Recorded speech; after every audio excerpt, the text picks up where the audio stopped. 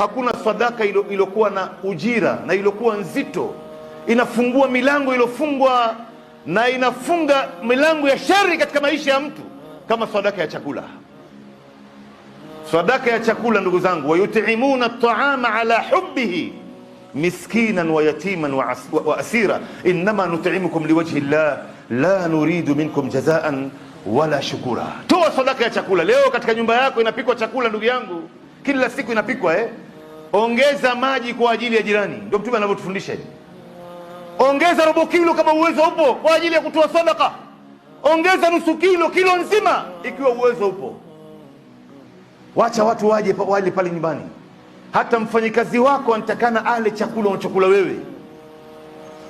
Mfanyikazi wako, askari wa mlango, unamuona kuna mtu hapa mtaani, mtu msikitini, hali yake duni, mwambie njoo kila siku nyumbani kula. Njoo. Nini ambaye atazidisha huyu bwana wala atapunguza? Hakuna. Na wakati mwingine umeona wewe watu hawapo, Mwenyezi Mungu amekujalia katika wiki hii umepata biashara nzuri, nunua ration ndogo ya chakula, mpelekee mtu. Kilo 2 ya sukari, kilo 2 ya ngano, kilo 2 ya ugali, kilo 2 ya mchele, mpelekee mtu. Hata mfanyikazi wako wakati mwingine mpe. Usingoje mpaka wewe leo unaona nguo imeshakuwa kuukuu, mkate umeoza, wewe mwenyewe huwezi kula, chakula makombo imelala, mpeni chokora hiyo, haina kheri ndugu zangu. Kwanza